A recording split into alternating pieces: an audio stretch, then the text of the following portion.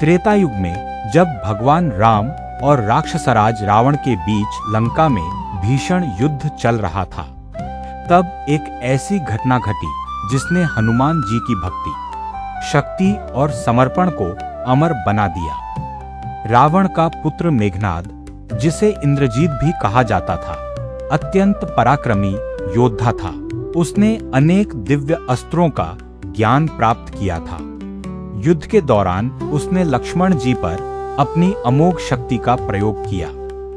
वह अस्त्र लक्ष्मण जी के वक्षस्थल में लगा और वे मूर्छित होकर भूमि पर गिर पड़े। लक्ष्मण जी को इस अवस्था में देखकर भगवान राम अत्यंत व्याकुल हो गए। उनकी आंखों से आंसू बहने लगे। उन्होंने लक्ष्मण को अपनी गोद में उठा लिया और कहा, हे भ्राता, यदि तुम्हें कुछ हो गया तो मैं अयोध्या जाकर माता सुमित्रा को क्या उत्तर दूंगा? तुम्हारे बिना मेरा जीवन व्यर्थ है। समस्त वानर सेना भी शोक में डूब गई। तभी वानरों के वरिष्ठ योद्धा जांबवान ने सुझाव दिया कि लंका में रहने वाले प्रसिद्ध वैद्य सुषेण को बुलाया जाए। हनुमान जी तुरंत सुषेण वैद्य को उनके भवन सहित उठा लाए। वैद्य सुषेण ने लक्ष्मण जी की नाड़ी जांची और कहा, यदि सूर्योदय से पहले हिमालय के द्रोणगिरी पर्वत से संजीवनी बूटी ला दी जाए तो लक्ष्मण जी के प्राण बच सकते हैं, अन्यथा उन्हें बचाना असंभव होगा। यह सुनते ही हनुमान ने प्रणाम करके कहा, मैं अभी जाता हूँ और किसी भी परिस्थिति में संजीवनी लेकर लौटूंगा। इतना कहकर हनुमान जी आकाश में उड़ चले। वे समुद्र, वन और पर्वतों को पार करते हुए उत्तर दिशा की ओर बढ़े। रावण को जब यह समाचार मिला तो उसने हनुमान जी को रोकने के लिए अनेक षड्यंत्र रचे। उसने कौलनेमी नामक एक मायावी राक्षस को भेजा। कौलनेमी ने मार्ग में एक ऋषि का वेश धारण कर लिया और हनुमान जी को भ्रमित करने का प्रयास किया। उसने कहा, वत्स, तुम बहुत थके हुए लगते हो, पहले जल पीकर विश्राम कर लो। हनुमान जी को कुछ संदेह हुआ, फिर भी वे जलाशय की ओर गए। वहां एक मगरमच्छ ने उन पर आक्रमण किया। हनुमान जी ने उसे मार दिया। मगरमच्छ वास्तव में एक श्रापित अप्सरा थी। मुक्त होते ही उसने बताया कि वह ऋषि नहीं बल्कि राक्षस कालनेमी है। यह सुनते ही हनुमान जी लौटे और एक ही प्रहार में कालनेमी का अंत कर दिया। फिर वे बिना समय गंवाए आगे बढ़ गए।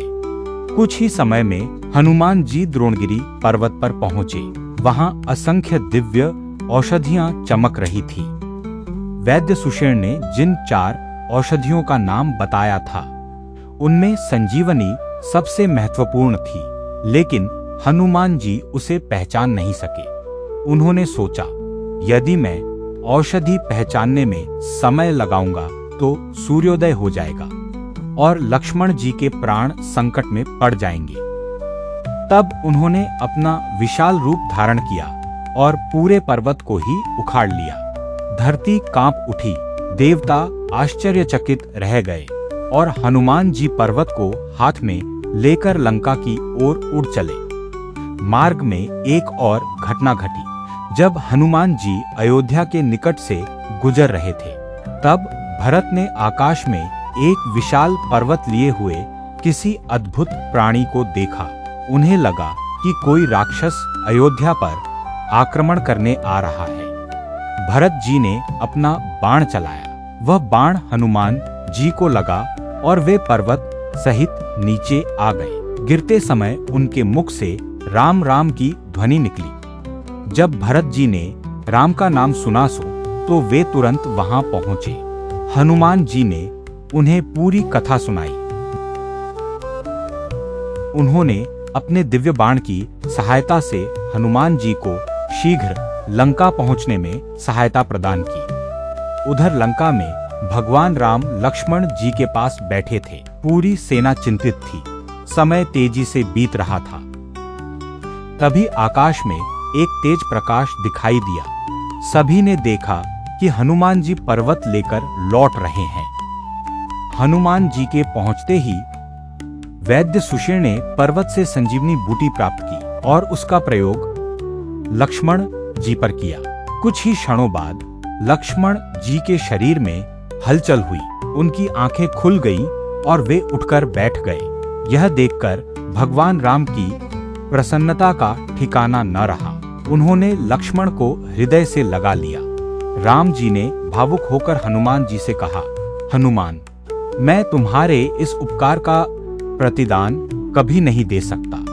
तुमने मेरे प्राणों से भी प्रिय भाई के प्राण बचाए हैं। हनुमान जी ने विनम्रता से उत्तर दिया, प्रभु, यह सब आपकी कृपा और आपके नाम की शक्ति से ही संभव हुआ है। मैं तो आपका सेवक मात्र हूँ। देवताओं ने आकाश से पुष्प वर्षा की, पूरी वानर सेना ने जय जयकार की। इस प्रकार हनुमान जी अपनी अद्भुत शक्ति, बुद्धि, साहस और प्रभु राम के प्रति अटूट भक्ति के कारण संजीवनी पर्वत लाकर लक्ष्मण जी के प्राण बचाने में सफल हुए। इस कथा से हमें यह शिक्षाएं मिलती है। सच्ची भक्ति असंभव कार्य को भी संभव बना देती है। संकट के समय धैर्य और साहस नहीं छोड़ना चाहिए। समर्पण और निस्वार्थ सेवा सबसे बड़ा धर्म है।